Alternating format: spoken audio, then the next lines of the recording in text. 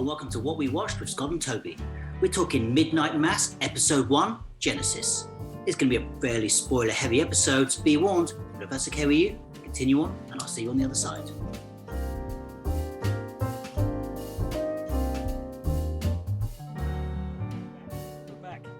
We're back. Where are we back? Yeah, Midnight Mass. Oh, what do? So, viewer be warned that there will be extreme levels of spoilers and open discussions about key moments of each episode as and when we watch them. We've only watched episode 1, both me and Scott. Well, I've definitely only watched episode 1. Scott might have cheated and seen the other episodes, but I hope not.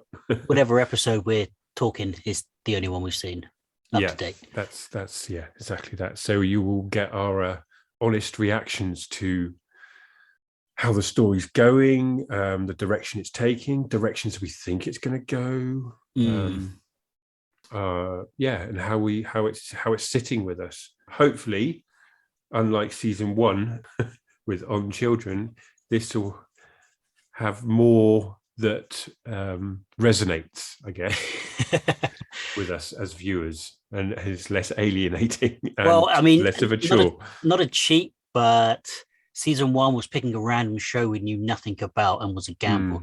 The showrunner, what's the showrunner name of this Midnight Mass? Mike Flanagan. And we've both seen his previous series, Haunting of Hill films. House, and what was season 2? Haunting of Bly Manor. Bly Manor, and we both kind of loved. Yeah. What are his movies? I specifically loved Haunted of Hill House. Thought that was exceptional. Blythe Manor was a little bit slower. It didn't have as much. There wasn't many scares in Blythe Manor. I didn't think it was more of a meditative, subtle, psychological. Do you think potentially it was slightly rushed, Bly Manor? Yeah, I think so. They did piggybacking on the back of the success of what's the famous HBO one, True Detective. Like it was such a hit success. It got greenlit and fast tracked. Yeah, and I didn't hate Bly Manor. No, I didn't hate it. No, there were episodes that felt like filler for sure. If I'm honest, like looking back at I just don't think there was enough in the main story to. Like you say, there was episodes that felt like filler. I didn't think the main story was strong enough to support the length of the series. And so could have been tighter. Yeah, we're probably going to drop spoilers for those 2 shows throughout this whole season. Yeah, just because I feel like I'll be comparing to the other seasons. Yeah, although this is worth noting that these aren't in any way connected. Midnight Mass is his own. As far as I know, he wrote it, so it's his own story, and he's heavily invested in Stephen King, as we will reference Stephen King quite frequently throughout this. Well, I definitely will. He also directed Stephen King's Doctor Sleep, which I thoroughly enjoyed. Oh, okay. I think that's just I haven't seen or read, but it's on the list. Yeah, it's a really good book, and it's a really good film, an adaptation of that. And it marries The Shining, Stanley Kubrick's The Shining, Stephen King's The Shining, and the Doctor Sleep novel, and brings them all together quite cleverly. So he's done a really good job there. So he definitely knows how to adapt a Stephen King novel. And he also just shot a film called Hush, which is on Netflix in the UK. Oh, okay. Does that mean he also did Handcuffy McCuffy? Gerald's Game? I don't think he did do Gerald's Game. No? Have a look. Because I saw Hush and then I saw Gerald's Game, and for some reason I thought they're linked, and I thought I might be making this up completely wrong. Like Stephen King saw Hush and just like went crazy for it on Twitter. Like, this is the best sort of horror invasion budget film I've seen in years. And then they got talking, but I might have completely made that up. No, you didn't. He did do direct Gerald's Game. Oh, okay, because Hush feels the same style as Gerald's Game. Like he pulls the same trick, I suppose. Didn't know that. I didn't know it was. I knew that Hush and Gerald's Game was the same guy. I didn't know that was Well, that makes total sense. He also did a Ouija of Origins of Evil. Before I Wake, I'm pretty sure I've seen that. That's pretty good. Oculus, I really want to see that. So he's all about the horror. He is, yeah, definitely. He's the new go-to for horror adaptations and Stephen King adaptations and telling a good horror tale successfully. And I quite like his style, obviously. I thought he did a really good job with Dr. Sleep. So. Nice. And so the second I heard that this was coming out and he'd written it and it was his own child, baby, as it were, I was very excited and stayed away from all spoilers. I think I saw a brief trailer for it and I was just like, yeah. That's my cup of tea. I think I saw half the trailer and I didn't know it was the whole Hill House, like Flanagan. And I thought it was a movie, but I sort of stopped watching half the trailer and said, yeah, I'll watch that. Right, yeah. Which is cool. I mean, it's going to be tricky like that because the whole season's dropped. I've already seen like full breakdown videos. And what does the ending mean? Like videos on YouTube. Because I watch those a lot. They sort of pop up. The twist. It's like, what does it all mean? Obviously a twist. But I guess that's just the way, you know, we're going to have to get pretty sharp in the future to sort of be on target with day one, EP1.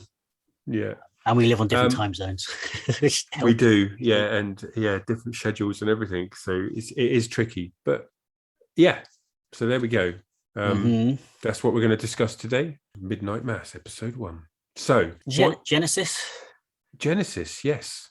Each chapter, each episode is given a Bible name? Verse, Bible name, a verse from the Bible, Kentos or something. Yeah, so that I did think about looking up what each name meant and to see if that gave me a clue. And then as soon as I got to that might give me a clue, I decided not to do it. I mean, I don't want to spoil it. Maybe for future, but Genesis, I think we can figure that out for the first episode. Can you? Like Genesis, the beginning. Yeah. Oh, is it? Yes, I suppose it is. Yeah. Go, Toby. See, that's how much I've studied. Genesis means the butler guy did it. Ancient Arabic Latin for the guy in the background who's out of focus for 5 shots. So do you want to run us through this episode? Yeah, I talk about key moment, but we do open with an accident, a car accident, and our lead character, who is an actor that I'm quite a fan of. He was quite young in Friday Night Lights, which is a TV series about American football, and he's very good in it. And then he's also in a series that I'm watching on Netflix at the moment called LA's Finest, which is a spin-off of the Bad Boys series featuring 2 lead females as detectives. And he's one of the detectives in that, and he's really good in that as well. So when I saw him in the trailer, I was like, oh, even better. It's got this kid in it. He's really good. He's got a sort of a sullen performance, very sort of muted and minimal speech. And I think in the first episode, he really carries it very well. So he's just killed a woman, basically, in a car accident and is sat on the side of the road. And you see this. He's basically, throughout the episode, he's haunted by the death of this girl that's gone through the windscreen of her car and is lying on the road in front of him. And he sees that image repeated throughout the episode. He spends a bit of time in jail. And then once he's released from jail early, they make a point of making it clear that he was going down for 10 years and he came out for 4 years into his sentence. And he heads back home to his parents' house, which is on this small fishing island. Crockett Island, population 127. Island. There you go. Well remembered. That opening does this like juxtaposition music where it's like light, frothy music. Like, hey, here's a nice pop song. And then like harrowing crash scene. Yes. And it's super brutal, right? Because he's handcuffed, sat there staring at this girl, like sort of glass impaled in her. Just watching her sort of failed CPR, broken body. She's going to be all right. She's going to be all right. And he's drunk or in shock? Yeah. No, he's drunk. He's pretty bleary. Yeah, because the copper says to him something along the lines. Oh, he's praying, right? It's always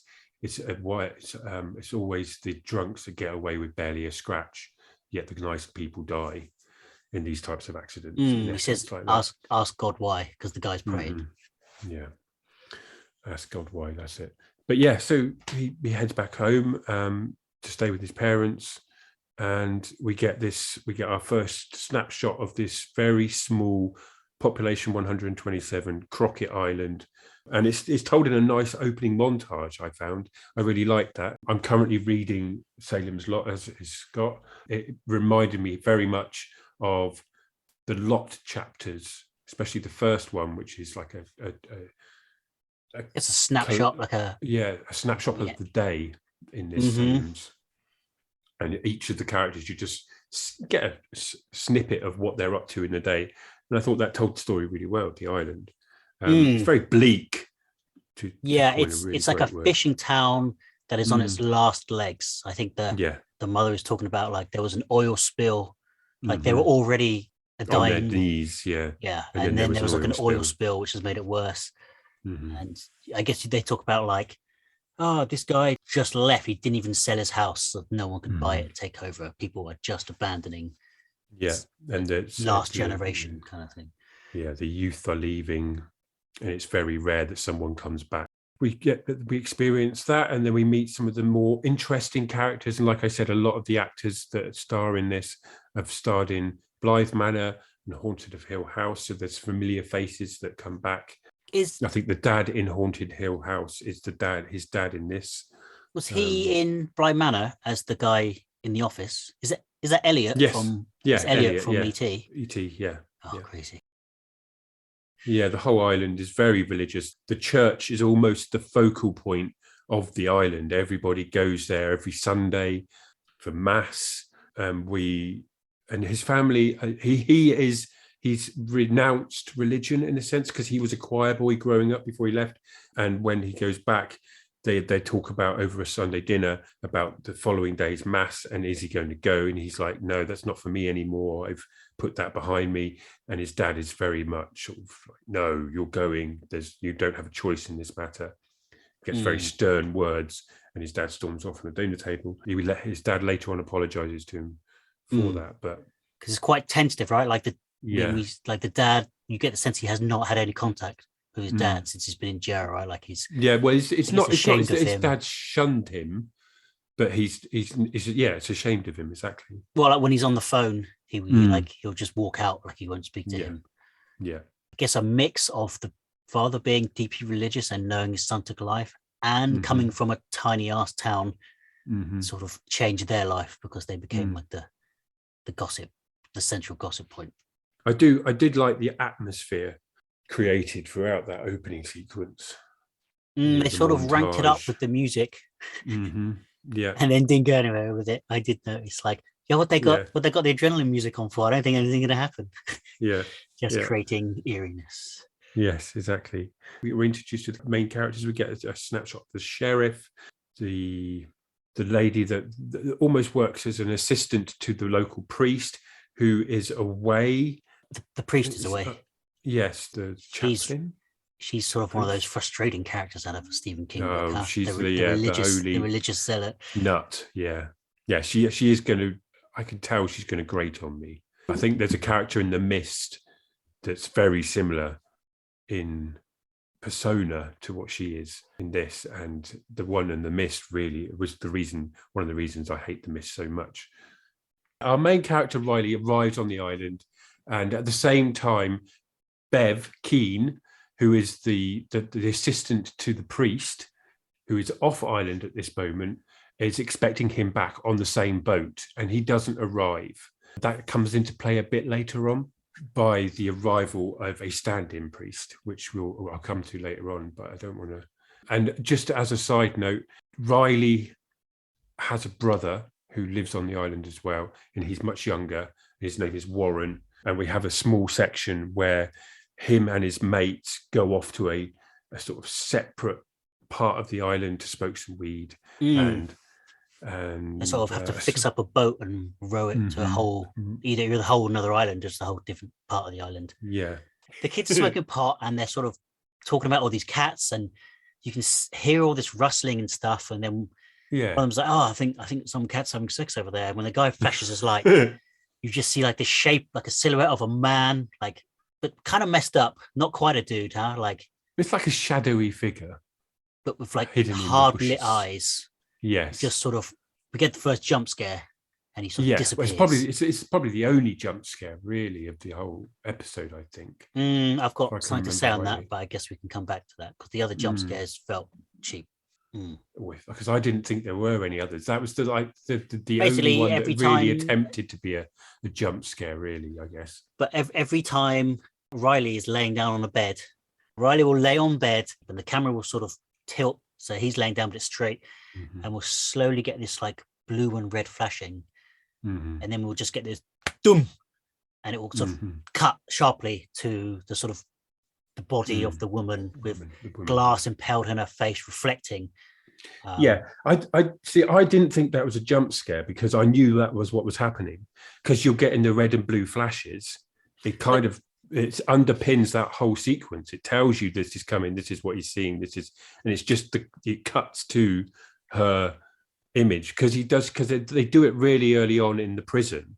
Yeah, and then it just repeats that throughout, and it's not. So I wouldn't say that was necessarily a jump scare. But they put in a sound effect. They make it a sharp cut.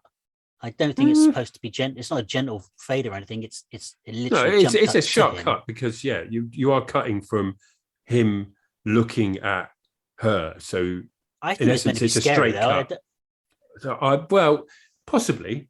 I don't necessarily think it was meant to be scary. I think it was just he is tortured by this spirit, but not a real spirit, just the memory of what he had done. And it's constantly coming back and playing on his mind. It never leaves him. And it's just there in the background. Whenever he's trying to get to sleep, the last thing he sees before he falls asleep is this woman. And it's just telling that really, rather than going, it's her again. I felt like they were. I felt like don't get me, you're right. It wasn't to sort of scare him. It's to show that he's basically haunted. But every time it went from his face to a direct jump cut to her, there was like a doom sound effect. It felt like, I'll have to watch that again because I don't remember the doom. I just remember seeing the lights, the flashing lights, and then cutting to just her sort of staring at him with the spring, like almost like a Twilight vampire. Do you think it would have been better if the opening scene, we only see him and we don't really know what's going on? And then every time he goes to sleep, we see the red, blue flashing, but we don't really see what that is. And then like the last time it happens, then we see the body and then we realize he's been seeing this the whole time. This is the stuff I feel like when we're watching Hill House and even Blind Manor, these things slowly added up over time. And they're more meaningful to know that the girl was like haunting herself was like one of the best sort of episodes. And these things had just had nice slow reveals. Whereas this, I don't know, little stuff like this just felt like they're, I don't know, maybe in a hurry to get there or trying to have the same punch that they've had in the past. I reserve judgment. I'm going to put it that way because I disagree, but without going back and hearing the dung and that repeated dung, and if they're trying to sell it as a jump scare, then maybe you're right. But I don't ever remember it being, to me, feeling like it was meant to be a jump scare. Because I don't think we're gonna need to come back to talk this on episode 2. No, well, we're not going to. We just have to agree to disagree at this point and see how it unfolds. To a corpse, a foot in front of a man trying to sleep, it's intended to be scary. Not if you do it again and again and again. They do it 3 times throughout the episode. That's poor storytelling. Yeah, by the end, it was like, well, we know what's coming now. But they did it literally the very beginning. Yeah, when he's in prison. But I think they overdid that. Like, you can't save that for later. Like, we haven't even got to the credits, and they're trying to ram down like this guy's haunted. Visually showing us, like, we can't get the sense that this guy has guilt. I didn't have a problem with that. I think it was a very uneventful first episode on the scares, and this was sort of. Yeah, for scares, definitely. I don't think it was very eventful for scares at all, but I don't necessarily think it's meant to be. Well, as a horror, I mean... It's a psychological exploration of a small fishing village that's on its knees with something unsettling in the background building. I don't think it's outright horror at this point. I think it'll get to outright horror. No, but this is my point: is moment, people are watching a horror show. How long can how many episodes can you have where there's no jump cuts or scary events happening? So you need to sprinkle like you said through. earlier on with the cat, the guy on the island with the boys when they're smoking pot. That was a jump scare for me. The very first time he lays down in prison and sees her face, that wasn't a jump scare, but it's in essence not even a ghost. It's just a haunting memory. It's exactly that's a haunting memory that repeats, and they're just saying throughout it. We've talked about this for a very long time now. Yeah, we're gonna have to agree to disagree. He isn't. For me, it's not jump scares. Where were we? Okay, I'd like to talk about the priest. Because yes, go on. We see like the priest. Well, we see a man with a giant trunk. Yeah, of dragging it into this room. And I guess we see like kind of not crucifixes on the wall, but I guess you get the sense that this is the priest that everyone's been talking about. Yeah, the guy that well, it's his house anyway. Didn't arrive back on him. That's exactly it. Yeah, it's his house. And he's got this huge trunk, which is, big enough for a person. And he sort of gives it a tap, and it taps after back. dumping it down. And then that was a scare. Oh no, I'm going the other way from you again. I felt like that's an intrigue. Well, yeah. It's a scare intrigue, isn't it? It's meant to unsettle you. Okay, I'm not going to bring up the lady ghost again, because if tapping on the wall box is meant to unsettle you, but a ghost corpse isn't. Anyway, no, of course it's not, because we see it on the street. That's meant to be unsettling. No. So you watch it and go, her again. Bored of seeing her. No, you feel sorry for him because he caused this, and that's the image. It's emblazoned on his eyeballs. It's haunting him, but it's not a scare. But so, all right, the town gathers for mass, and this dude sort of walks in all the robes, and everyone's like, "Who the hell is that? That is not our priest." Yeah, that actor, he's great. He is good. I've been watching something on Amazon called, I don't know, Tell Me Your Secrets or something. Okay, I've not heard of that one. He plays creepy really well. So do you think he's going to be creepy? He's already creepy. What do you mean, gonna be? I don't know. He was quite friendly, I thought. I mean, knowing that this is loosely based on his fandom of Stephen King and that this is a religious figure, I don't think this guy is going to come off positively. And there's a detail I picked up, which was like, oh, interesting. Foreshadowing, I guess, for him, or the mystery in the trunk leads me to think, even if they're not malevolently bad, it's funny knowing what Mike Flanagan did with Blind Manor and Haunting Hill. I watched this episode twice. Okay. Because I'm like, he likes to go all the way back to the beginning. There's scenes where, like, the first time these two characters met, they gave you the answer to what was going on. Yeah. So I watched this twice. The second time, just looking to see if I could see any oddities, any heavy deliveries, anyone semi-transparent floating around the background. Yeah, hidden in the shadows behind curtains. And there was a good one. Yes, I think so. Okay. But I'll tell you at the end when I can say what I roughly think is might be going to happen. Yeah. But so we're introduced to this priest, and I thought he was creepy because he's like that good guy creepy. Yeah. Super friendly, super totally agree. And Riley meets up with his sort of childhood friend. Yep, and her name is Krista. No, that's the wrong one. Kate, as Erin Green. Her name is Erin. Yeah. And I guess they talk about how they never thought they'd come back, but now they're both back. And she's pregnant. Yeah. And there's a storm coming. Yes. Other notable characters I'm sure will loop in. You talked about briefly the sheriff. Yeah. There's like a sort of pot dealer, a sort of lady who sort of runs a convenience store and looks over her like sort of dementia-stricken mother. A small town worth of people. Yeah, exactly. And but this whole time, the original priest is still meant to be off island, and this other guy is coming to replace him. Yeah, I guess the new priest just says he got sick or he got waylaid and he's not going to be coming. I'm going to be here for a while. And then the storm hits. And he knows like old Latin and stuff like that. Yeah. That's it. So yeah, then the island sort of battens down the hatches. Mm-hmm. Yeah. And our main character, Riley, is in his room looking out the window, and he sees the priest that is meant to be off island on the shoreline, just walking about in the middle of the storm. I think the little brother talks about the old priest is losing it. He's often been seen roaming. Mm-hmm. But I think as the mother says, have you ever seen it? Mm.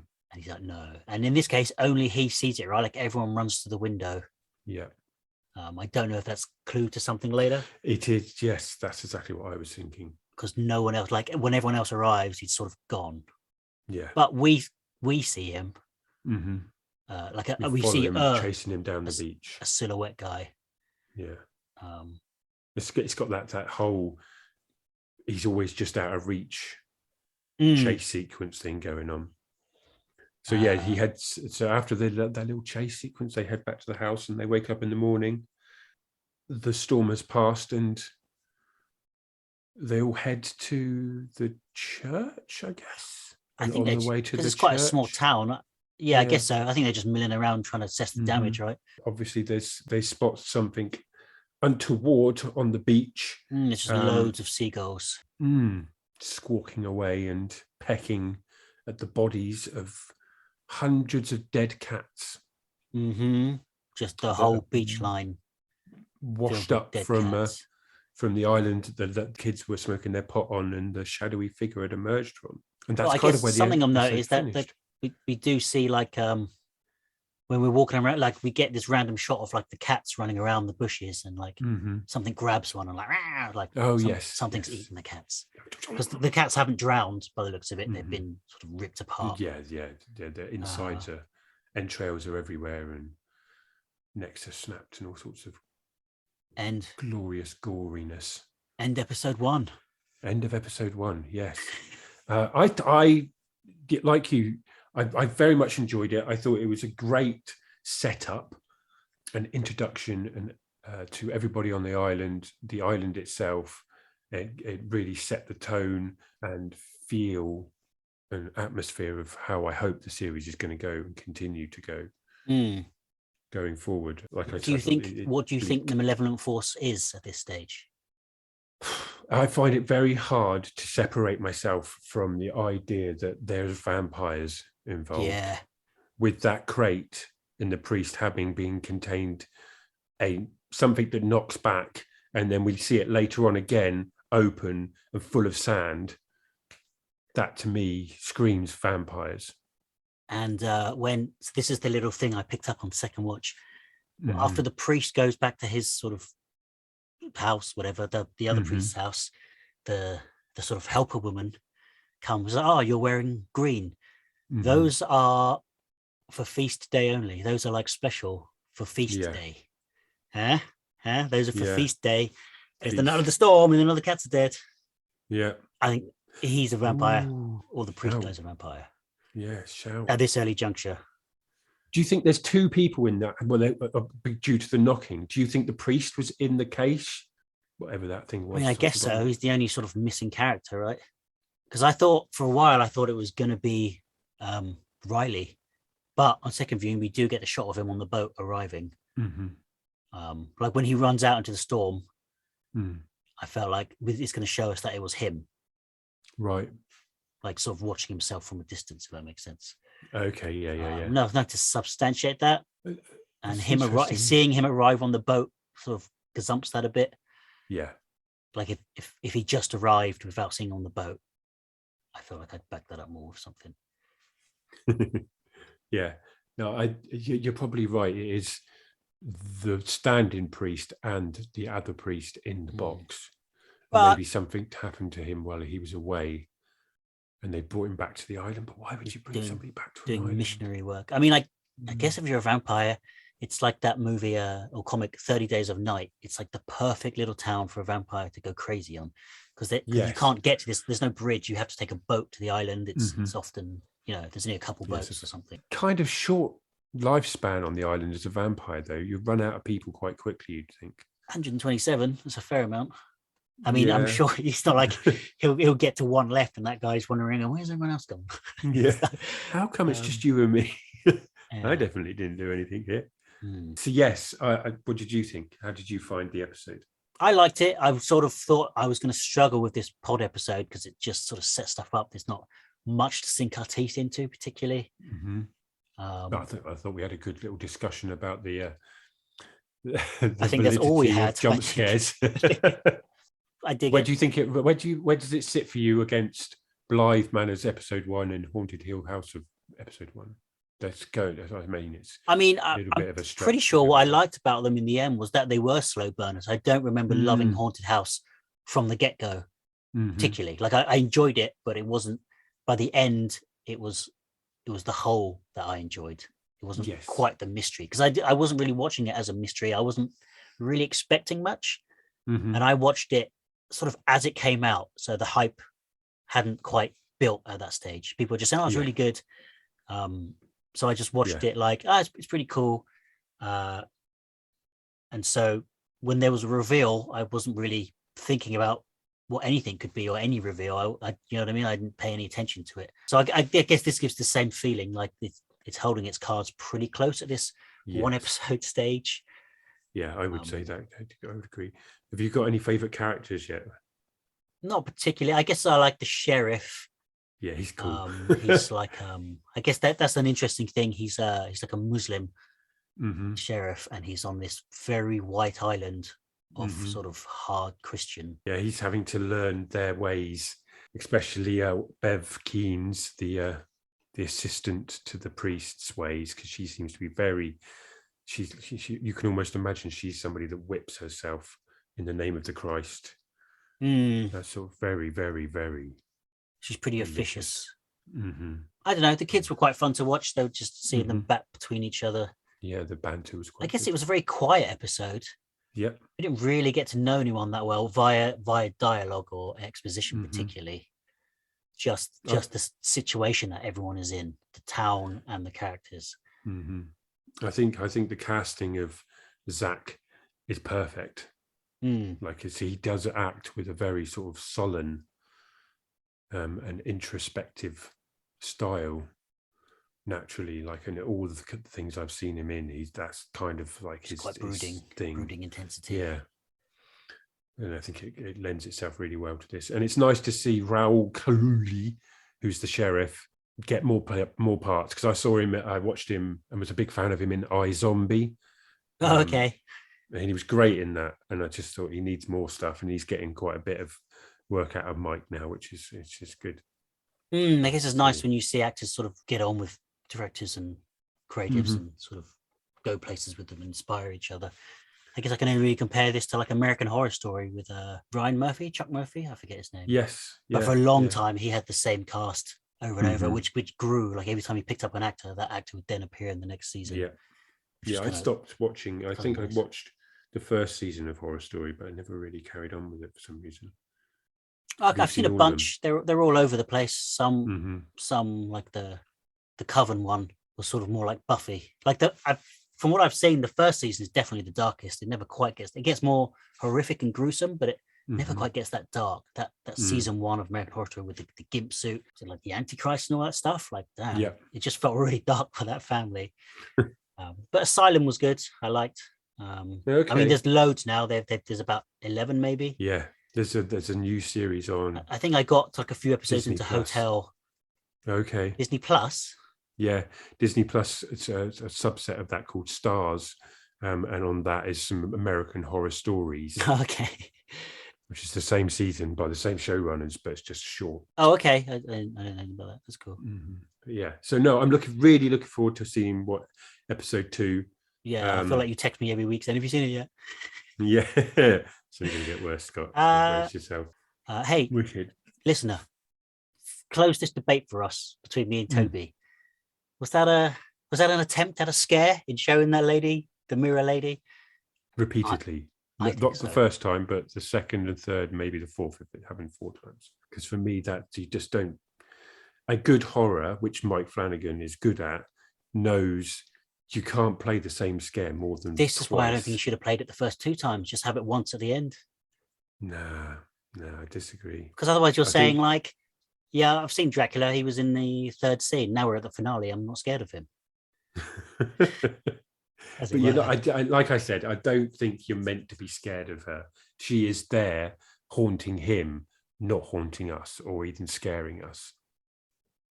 I mean, Surprise! that's the interesting thing. Like I was saying, knowing how his other shows play out, trying to like anticipate what's to come, and almost unsecond guess what he's leading us to. Because the vampire thing suddenly feels obvious.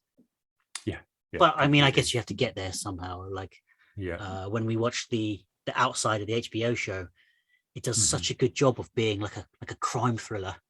Yeah, when it starts to get supernatural. I felt like did a lot of people turn off? I imagine. You know what I mean? Like my dad, some of my family probably would have loved this, but just been, is a what?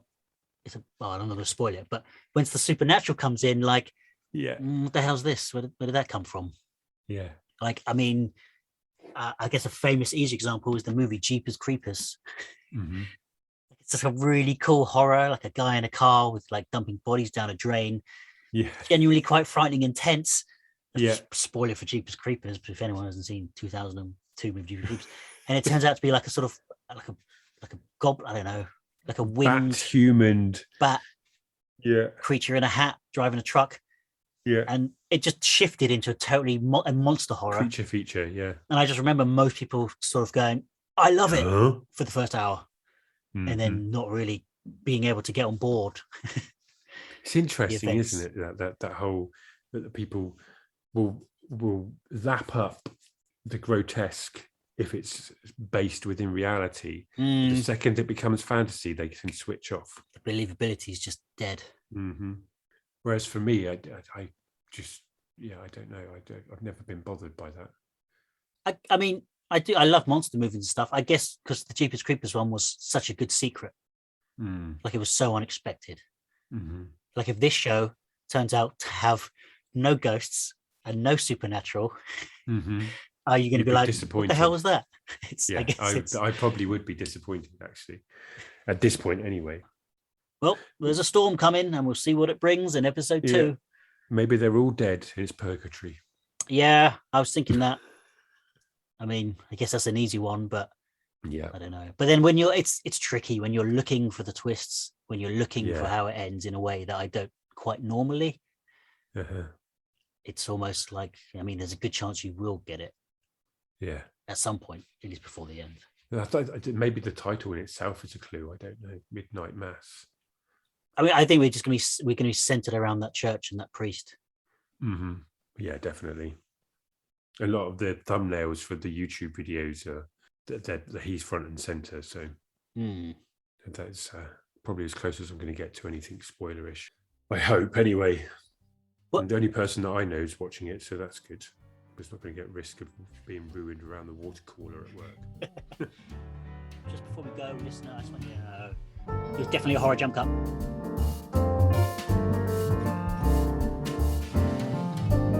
Hey, we're going to wrap it up around there. I want to thank you for listening, and I hope you enjoyed.